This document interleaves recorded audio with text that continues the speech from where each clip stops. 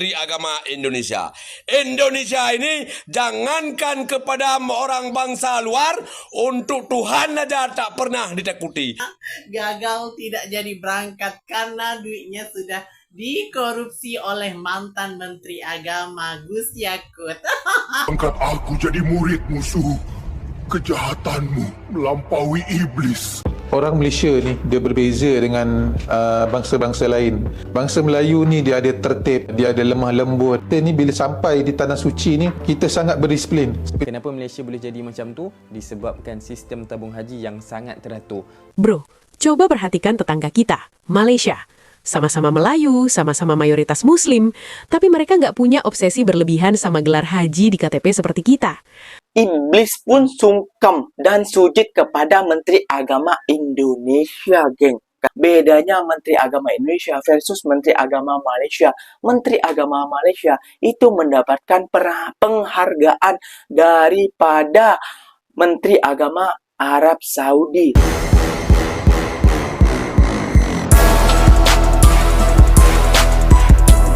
Assalamualaikum warahmatullahi wabarakatuh, geng. Berjumpa lagi bersama saya Iki. Gimana kabar saudara-saudara, sahabat-sahabat saya?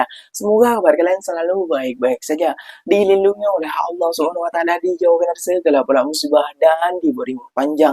Amin ya rabbal alamin. Oke, geng, seperti biasanya di video kali ini Ikinya akan nge-reaction beberapa video yang telah di-tag maupun yang telah terjumpa di TikTok. Dan di video kali ini Ikinya akan nge-reaction sebuah video buat malu Menteri Agama Indonesia, geng. Tidak seperti Menteri Agama Malaysia saat tentang haji, geng. Ini dikorupsi, geng. Dana haji masyarakat Indonesia itu dikorupsi. Ya Allah, ya Rabbi. Ini kalau setan ini melihat ini, bukan melihat ya, geng. Sudah sujud, sudah hormat kepada orang-orang ini, geng. Kepada tokoh-tokoh agama di Indonesia ini, geng. Ya Allah, ya Rabbi, buat malu, geng. Dan ini geger sekali, geng. Sampai viral ke luar negara, sampai viral ke Malaysia, geng. Waduh, mau taruh di mana muka-muka para pejabat-pejabat ini, geng. Ya Allah, ya Rabbi. Gak usah berlama-lama, geng. Tentunya kalian sudah penasaran videonya seperti apa. Jom kita simak dulu bersama-sama. Namun sebelum simak, jangan lupa dulu dong, geng, sokong channel ini dengan cara apa? Like, comment, and subscribe-nya. Apa boleh, silahkan komen di bawah. Janji jangan bergaduh. Oke, kita simak dulu videonya. Let's go. Nah kan terbongkar juga akhirnya mantan Menteri Agama Yakut Khalil resmi ditetapkan sebagai tersangka dugaan korupsi kuota haji. Dan lo tau gak sih teman-teman, karena kebijakan merugikan dari dia, sebanyak 8.400 calon jemaah haji reguler yang udah ngantri 14 tahun gagal berangkat. Ini zolim banget loh. Kita tahu kemarin KPK berusaha banget untuk mengusut kasus ini sampai mengundang Ustadz Khalid Basalamah kan sebagai saksi ahli. Dan benar aja, ternyata ex-Menteri Agama Yakut Khalil ini ditetapkan sebagai tersangka dugaan kasus korupsi kuota haji di 2023-2024. Intinya, Arab Saudi sebenarnya ngasih Indonesia 20.000 kuota tambahan jemaah. Kalau sesuai undang-undang, pembagiannya 18.400 untuk reguler dan 1.600 untuk haji khusus. Malah si Yakut ini dia ngebagi jadi 10.000 reguler dan 10.000 haji khusus. Ini akhirnya dimanfaatin oleh oknum di Kementerian Agama untuk matok tarif agar biro travel ini bisa dapetin porsi dari 10.000 kuota tambahan haji khusus ini. Mereka diminta 39,7 juta per jemaah untuk ngamanin kuota tersebut. Akhirnya karena kebijakan zolim ini, 8.400 calon jemaah reguler yang udah nunggu 14 tahun gagal berangkat di tahun 2024. Ya setan pun bakal sungkem ya kalau ngelihat kelakuan pejabat di negeri ini. Menteri Agama Indonesia. Indonesia ini jangankan kepada orang bangsa luar, untuk Tuhan aja tak pernah ditakuti. Itulah Indonesia. Apalagi Menteri Agama tak pernah takut kepada Tuhan, kalau menteri-menteri yang lain sudah tak diragukan lagi, ya. Menteri Agama aja yang tahu halal dan haram tak peduli, dikipas semua, yang bisa dimakan, kecuali meja dan kursi, itu pun karena keras. Soal uang, kipas, lenyap. Saya himbau kepada Bapak Prabowo, tolong Pak Prabowo, soal korupsi di Indonesia, kasus korupsi siapapun dia, apapun jabatannya, tolong dipidanakan dengan hukuman mati. Jangan beri ampun kepada korupsi, hingga tunjukkan nyalimu Pak Prabowo kepada penjabat-penjabat yang korupsi di Indonesia. Tunjukkan, wahai Pak Prabowo. Penantian selama 14 tahun menunggu 8.400 jemaah haji harus gagal. Gagal tidak jadi berangkat karena duitnya sudah dikorupsi oleh mantan Menteri Agama Gus Yakut. Seorang menteri agama loh. 8.400 banyak gitu kan. 8.400 jemaah haji yang harus gagal. Memang ini jahat lah, berkedukan agama. Tapi Yang kita tahu terus Kak. padahal ini mantan menteri agama loh, bisa mengkorupsi. Ya itulah. Dengan Tuhannya aja, dengan Allah saja tidak takut.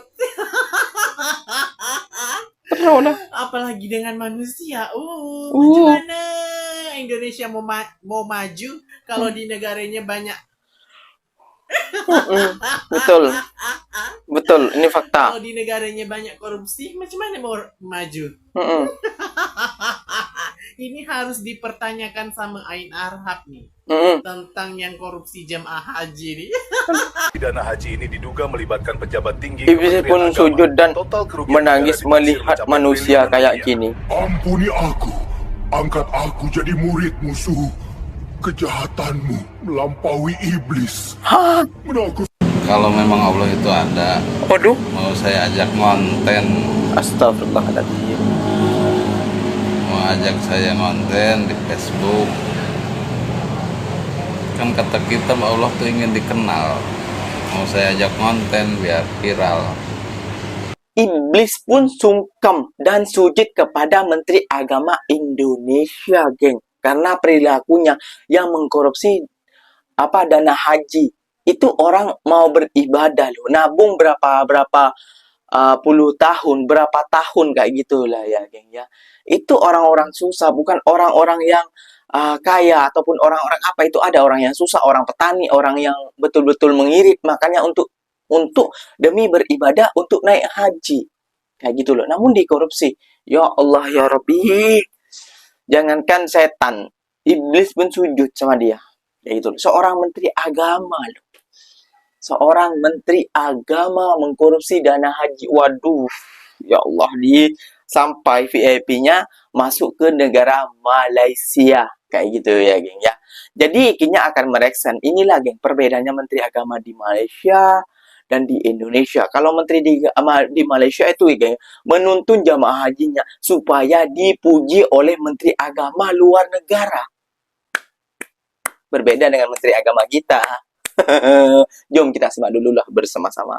Orang Malaysia ni dia berbeza dengan bangsa-bangsa lain. Bangsa Melayu ni dia ada tertib, dia ada lemah lembut. Kita ni bila sampai di tanah suci ni, kita sangat berdisiplin. Seperti contohnya, kita ambil waktu makan lah. Waktu makan, kalau jemaah-jemaah macam jemaah Jemaah Indonesia kan, sambil Pakistan. makan tu sambil dia makan. Sambil berdiri tengah makan. Kelakuan orang Melayu kita kat sana memang sangat hebat tentang tertib makan. Tak adalah nak bawa Lebih beradab, ke ya. atas ke bilik apa semua berbanding dengan jemaah-jemaah daripada negara lain. Bawa air panas, bawa nasi dalam lift, menyebabkan tumpah dan sebagainya. Tapi orang Malaysia jarang buat macam tu. Dia ambil makanan terus je makan dekat situ, selesai. Dan kemudian bila mana keluar daripada bilik, cleaner hotel lah yang kongsikan pengalaman, dia kata setiap kali dia bersihkan bilik orang-orang Malaysia ni tak penat. Keadaan bilik dia sangat bersih, tak adalah sampai orang kata bantal entah ke mana dan sebagainya. Tertib. Dia kata masuk tu dia hanya tukar cadar, yang betulkan bantal sikit-sikit je. Dan kita tengoklah musim haji tahun ni, jemaah daripada Malaysia dapat pengiktirafan daripada kerajaan Arab Saudi pengurusan terbaik. Dia pengurusan terbaik tu, dia sedikit sebanyak dia berkait juga dengan jemaah. Kalau jemaah semua boleh ikut tata tertib, boleh ikut susunan, boleh ikut giliran dan sebagainya, maka pengurusan tu boleh jadi terbaik. Bukan tahun ni saja, boleh katakan tiap tahun dapat pengurusan terbaik. Disebabkan kerjasama daripada jemaah-jemaah Malaysia yang pergi buat umrah, pergi buat haji di sana. Jemaah haji Malaysia antara yang paling disiplin di tanah suci. Wah. Dan saya yang sebut petugas Saudi sendiri yang puji. Kenapa Malaysia boleh jadi macam tu? Disebabkan sistem tabung haji yang sangat teratur. Nombor satu, kursus haji Malaysia antara yang paling lengkap dalam dunia. Jemaah bukan setakat dia ajar cara buat haji, tetapi dia ajar step by step apa nak kena buat bila sampai dekat Mekah, dekat Madinah nanti. Cara bergerak, timing tawaf yang sesuai, laluan yang selamat, sampailah adab dan juga etika pun dimasukkan dalam silibus kursus haji. Kedua, disiplin masa. Tabung haji latih jemaah kita disiplin masa. Bila nak berangkat, bila nak naik bas, bila nak masuk hotel, semuanya dah disusun sebelum jemaah berangkat lagi. So, bila jemaah sampai dekat Tanah Suci nanti, jemaah Malaysia tak akan halut. Sebab tu pergerakan kita jadi smooth dan juga teratur. Nombor tiga, bimbingan Mutawif Malaysia. Mutawif kita bukan setakat bimbing bab ibadah sahaja, tetapi menjaga kumpulan, menjaga kebajikan dan pastikan semua dalam keadaan selamat. Sebab tu, hampir setiap tahun, Kerajaan Arab Saudi ataupun petugas Arab Saudi selalu sebut Malaysia very organised, very disciplined. Bro, coba perhatikan tetangga kita, Malaysia. Sama-sama Melayu, sama-sama mayoritas Muslim, tapi mereka nggak punya obsesi berlebihan sama gelar haji di KTP seperti kita. Penyebabnya bukan masalah agama, tapi masalah siapa yang menjajah kita dulu. Beda penjajah, beda cara mereka menaklukkan para pak haji. Gini bro, di Indonesia, Belanda itu paranoid parah. Mereka trauma karena perang Aceh dan perang Diponegoro dipimpin oleh orang-orang yang baru pulang haji. Makanya Belanda pakai taktik konfrontasi dan pengawasan. Dibuatlah aturan wajib pakai gelar haji dan baju khusus supaya gampang dimata-matai. Pokoknya, haji sama dengan potensi teroris di mata Belanda. Makanya gelar haji di kita jadi simbol perlawanan dan gengsi tinggi. Yang paling obskura, di Malaysia, Inggris jauh lebih licik dan cerdik. Mereka pakai taktik indirect rule atau meminjam tangan. Inggris nggak mau ngurusin agama. Mereka serahkan urusan Islam sepenuhnya ke tangan Sultan-Sultan Melayu. Asalkan Sultan mau bekerja sama dengan Inggris. Karena Sultan dihormati, para pak haji di Malaysia nggak merasa perlu memberontak ke Inggris selama Sultan mereka aman. Jadi di sana, haji tidak diberi beban politik seperti di Indonesia. Nggak ada trauma dicurigai, nggak ada kewajiban lapor, dan nggak ada sensasi gelar pemberontak seperti di Indonesia. Dan inilah ironinya bro. Di Indonesia, Belanda melahirkan pejuang-pejuang tangguh lewat tekanan. Di Malaysia, Inggris melahirkan kepatuhan lewat diplomasi. Bagaimana kalau gila hormat kita pada gelar haji hari ini sebenarnya adalah bekas luka sejarah, karena dulu kakek buyut kita harus mempertaruhkan nyawa cuma buat menyandang gelar itu. Sejarah bukan pelajaran bro, tapi teka-teki besar. Memang jauh ya geng ya, Menteri Agama Indonesia versus Menteri Agama Malaysia. Menteri Agama Malaysia itu dapat gelaran baik oleh Menteri Agama Arab Saudi. Berbeda dengan Menteri Agama kita geng. Setan pun, iblis pun boleh sujud pada mereka. Ya kayak gitu ya geng ya. Jadi sebuah menteri ini harus menjaga para jamaah-jamaah hajinya. Kayak gitu ya geng ya. Jamaah hajinya supaya mereka tidak salah kaprah, mereka tidak salah jalan, mereka tidak salah tersesat dalam berjalan, mereka tahu adab, mereka beradab. Kayak gitu ya geng ya. Nah, dapat penghargaan geng sampai mendapatkan penghargaan. Itulah geng, bedanya Menteri Agama Indonesia versus Menteri Agama Malaysia. Menteri Agama Malaysia itu mendapatkan penghargaan daripada Menteri Agama Arab Saudi. Sedangkan kita, setan iblis pun sujud. Aduh. Harusnya ini bisa menjadi contoh ya geng ya. Kenapa demikian? Ya, ini pasal keagamaan loh. Seorang menteri agama kayak gitu ya geng ya. Kayak gitu bisa menyentuh Malaysia. Lihat, warga-warga Malaysianya bisa tertib, bisa apa namanya ya, bisa beradab, bisa tahu aturan, bisa mana tahu tempat. Ini tidak boleh dan ini boleh.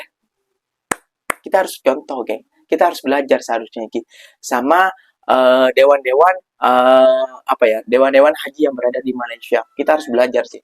Kan itu hari ada di DPR yang berkatakan kita harus belajar ke Malaysia pasal haji ini.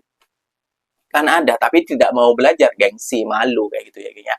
Oke, mungkin videonya sampai di sini saja. Semoga video ini bermanfaat dan semoga kalian suka dengan video ini. Terima kasih banyak buat kalian yang telah like, comment, and share-nya. Apa-apa benda silahkan komen di bawah. Janji jangan bergaduh. Ikinya pamit undur diri dulu. Wassalamualaikum warahmatullahi wabarakatuh. Geng, berjumpa lagi tahu di mana di next video. Bye bye.